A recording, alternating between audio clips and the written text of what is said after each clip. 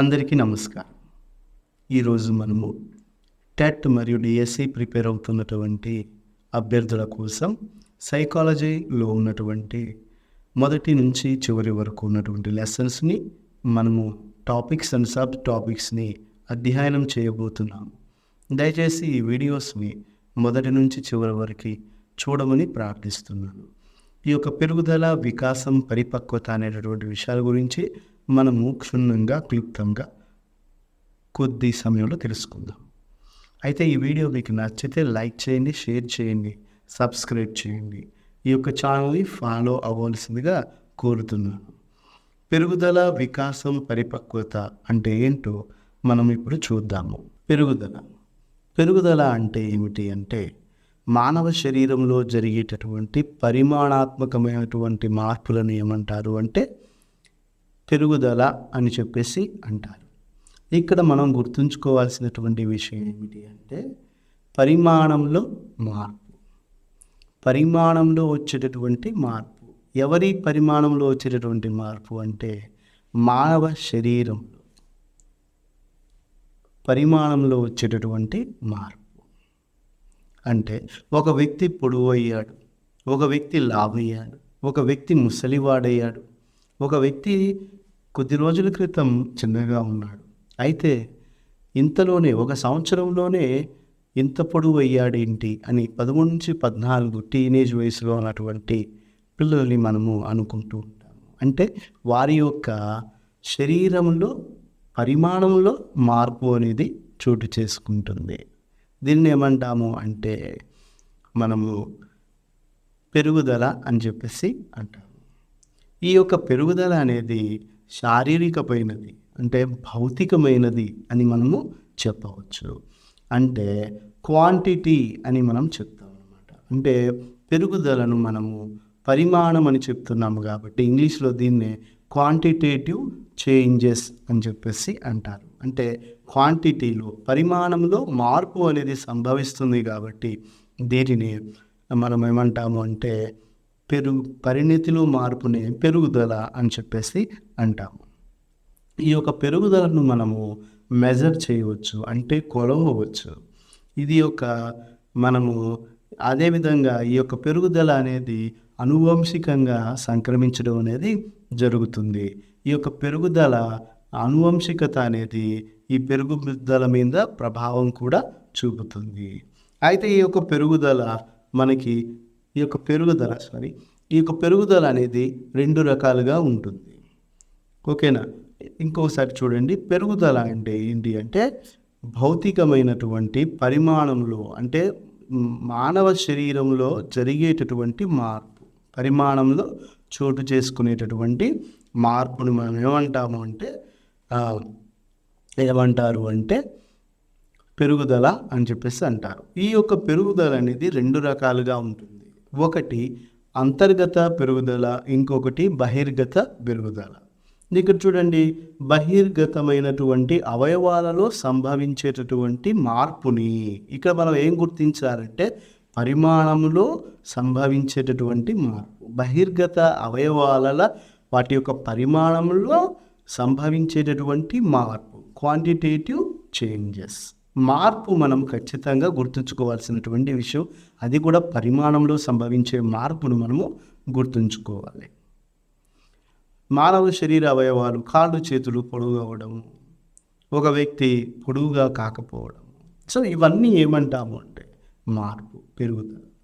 అదేవిధంగా అంతర్గత అవయవాలలో పెరుగుదల, శరీరంలో ఉండేటటువంటి అంతర్గత అవయవాలలో పెరుగుదల. అంతర్గత అవయవాలంటే మనకి కంటికి కనిపించనివి, మన శరీరం లోపల ఉండేవి, కన్ను లోపల ఉండేవి, అంటే మెదడు, అదేవిధంగా ఊపిరితిత్తులు, మనకు జీర్ణాశయము, లివర్ కావచ్చు, కిడ్నీస్ కావచ్చు, తర్వాత మరి ప్రేగులు కావచ్చు.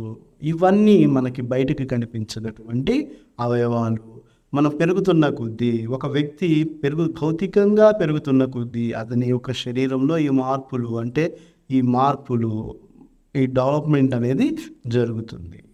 దీన్ని ఏమంటామంటే పెరుగుదల అంటాము. చూడండి, పెరుగుదల మనకి 2 రకాలుగా ఉంటుంది. ఇక్కడ చూస్తే అంతర్గత పెరుగుదల అంటే ఇక్కడ బొమ్మ మీకు చూస్తే అర్థమవుతుంది. అంతర్గత అవయవాలలో పెరుగుదల, బహిర్గత అవయవాలలో పెరుగుదల. అదేవిధంగా పెరుగుదల అనేది ఏంటి అంటే గణనాత్మకమైనది. ఏంటమ్మా? గణనాత్మకమైనది అంటే గణించవచ్చు, అంటే కొలవవచ్చు అని అర్థం. అంటే ఒక వ్యక్తి యొక్క శరీర పొడవును మనము, ఎత్తును మనము కొలవవచ్చు. అదేవిధంగా ఆ యొక్క ఎత్తును బట్టి ఆ యొక్క అతని యొక్క పెరుగుదలను మనము గుర్తించవచ్చు. అలాగే విధంగా ఈ యొక్క పరిమాణాత్మకమైనది పెరుగుదల అనేది పరిమాణంలో పెరుగుతుంది కాబట్టి శరీరం పరిమాణంలో మార్పు కాబట్టి పరిమాణాత్మకమైనది. అదేవిధంగా పెరుగుదలను మనం కొనవచ్చు. ఈ యొక్క పెరుగుదల మీద ఎవరి ప్రభావం ఎక్కువగా ఉంటుందంటే అనువంశికత ప్రభావం అనేది ఈ యొక్క పెరుగుదల మీద ప్రభావము చూపుతుంది అని మనం తెలుసుకోవచ్చు. ఈ యొక్క పెరుగుదల మీద అనువంశికత ప్రభావం అనేది ఉంటుంది. ఎలాగా అంటే ఒక తల్లిదండ్రులను మనం చూసుకుంటే ఆ తల్లిదండ్రులు పొడవుగా ఉన్నారనుకోండి, ఆ పుట్టేటటువంటి పిల్లలు వాళ్ళ యొక్క సర్టెన్ ఏజ్ వచ్చిన తర్వాత వాళ్ళు కూడా పొడవులో పెరగడం, పరిమాణంలో పెరగడం మనం చూస్తాం. ఈ యొక్క మార్పును మనము గమనిస్తాం. అలాగే పొట్టిగా ఉన్నటువంటి వ్యక్తుల ద్వారా మరి పుట్టినటువంటి పిల్లలు కూడా కొన్ని సందర్భాలలో పొట్టిగా ఉండడం మనం గమనిస్తాం. అంటే ఇది కూడా అనువంశికత ప్రభావం అనేది ఉంది అని మనం చెప్తాము. ఇంకొక రకంగా చెప్పాలి అంటే ఈ యొక్క పెరుగుదల అనేది మూర్త లక్షణము. అంటే ఇది మనము చూడగలము, తాకగలము, కొలవగలము అని మనకి అర్థమవుతుంది. కాబట్టి ఈ యొక్క పెరుగుదల అనేది మూర్త లక్షణము. అదేవిధంగా ఇది బయటకు కనిపిస్తుంది. సో ఈ యొక్క లక్షణాలు దేనికి ఉంటాయి అంటే పెరుగుదలకు ఉంటాయి. నెక్స్ట్ మనం చెప్పబోయేటటువంటి విషయం ఏంటంటే వికాసము. తడువు చేయకుండా ముందుకెళ్దాం. చూడండి, వికాసము అంటే ఏంటి అంటే ఇది యాడ్జెక్టివ్, గుణములలో మార్పుని ఏమంటాము అంటే గుణాలలో వచ్చేటటువంటి మార్పు. అంటే ఒక వ్యక్తి యొక్క శరీరంలో కాదు సుమి, అంటే శరీరంలో మనం భౌతికంగానే మనం చెప్పుకోకూడదు, కానీ ఇది లోపల గుణాలలో ఒక వ్యక్తి యొక్క గుణగణాలు అని చెప్పేసి మనం అంటూ ఉంటాం. అంటే గుణాత్మకమైనది,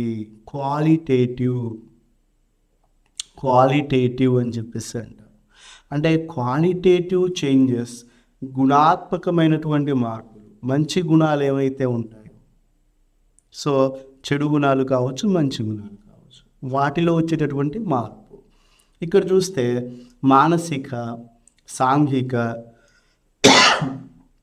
నైతిక, ఉద్వేగ, భౌతిక విషయాలలో మార్పు. అంటే మానసికంగా మార్పు సంభవిస్తుంది. ఇది ఒక గుణమే కదా.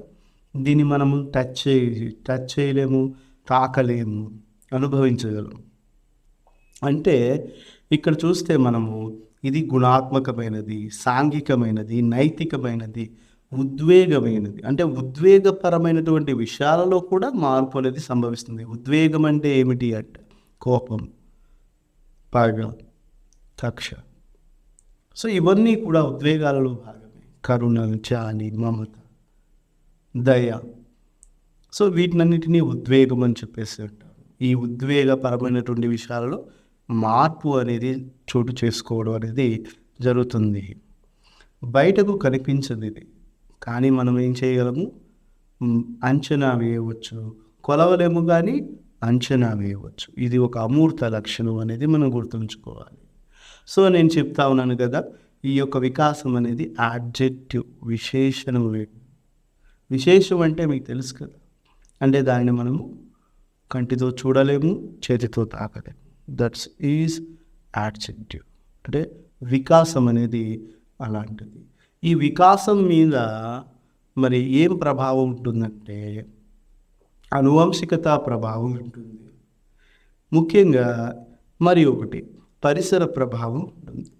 పరిసరం, అతను పెరిగేటటువంటి పరిసరాల్లో ఉన్నటువంటి పరిస్థితులను బట్టి అతని యొక్క మానసిక స్థితి ఏర్పడుతుంది, ఉద్వేగ స్థితి అనేది ఏర్పడుతుంది. కాబట్టి ఈ యొక్క అనువంశికత అంటే తల్లిదండ్రులు విజ్ఞానవంతులైతే పుట్టేటటువంటి పిల్లలు కూడా విజ్ఞానవంతులు అవుతారు.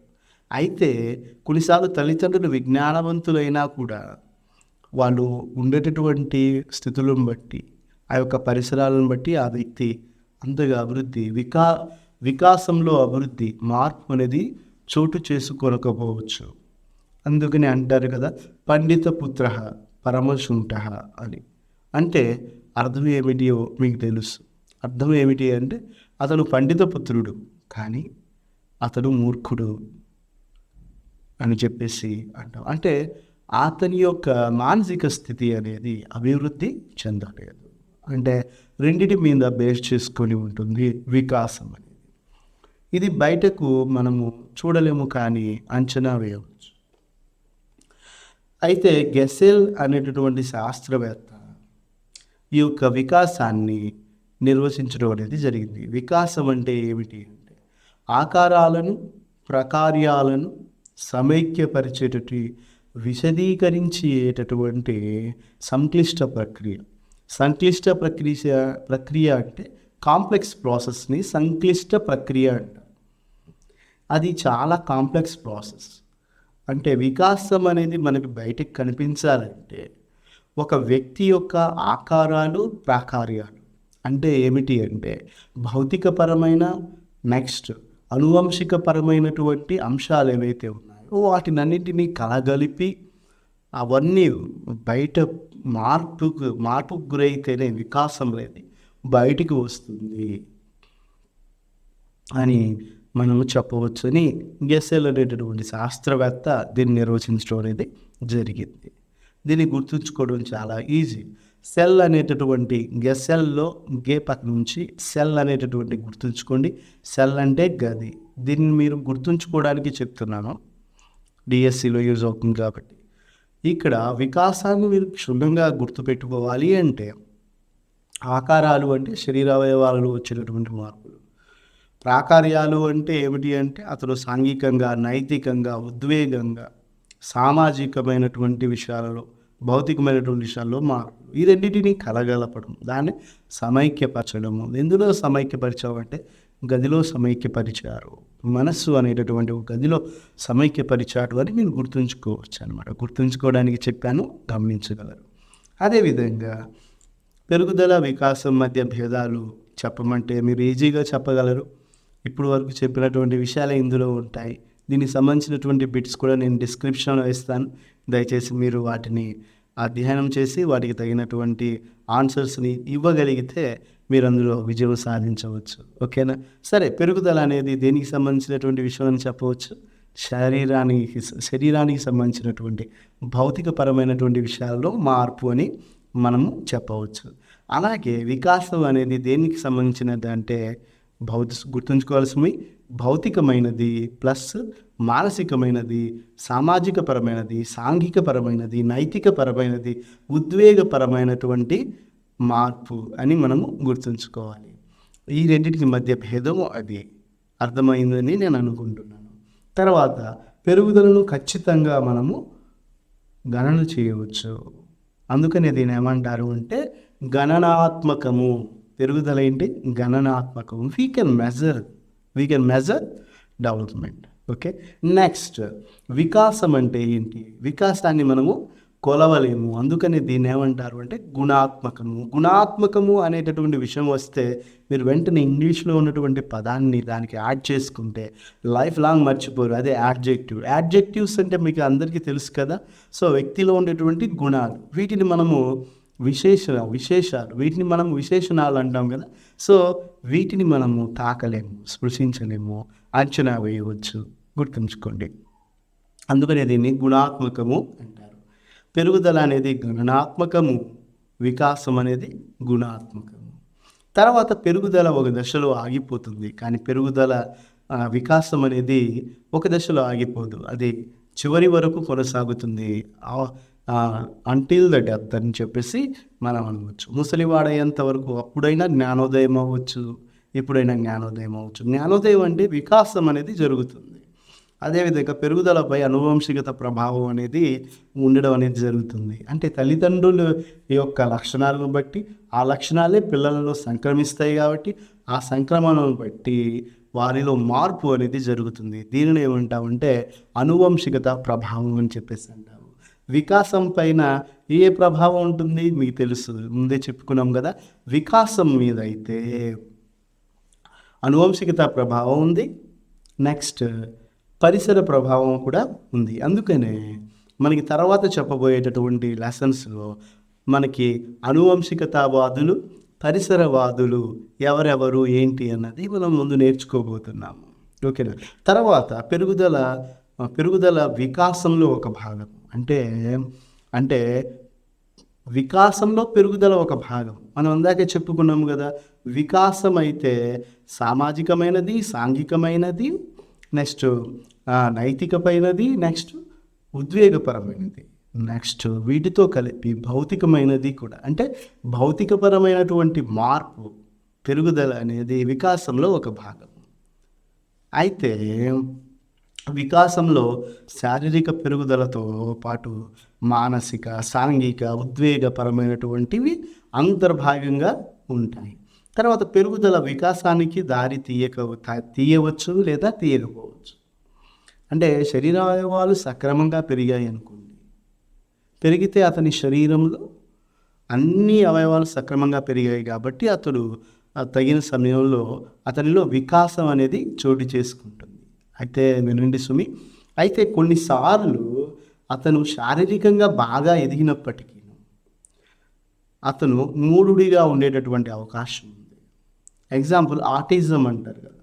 సో ఇలాగా మనం చూసుకుంటే మూఢులుగా ఉండేటటువంటి అవకాశం ఉంది. సాధారణ పిల్లలతో పోలిస్తే వారు శారీరకంగా, భౌతికంగా బాగా ఎదిగినప్పటికీ వారిలో ఏముండదంటే వికాసం అనేది ఉండదు. అందుకనే ఇక్కడ ఏమంటారు అంటే బాగా ఎదిగినంత మాత్రాన వికాసం అనేది చోటు చేసుకోవడం అనేది జరగవచ్చు, జరగకపోవచ్చు.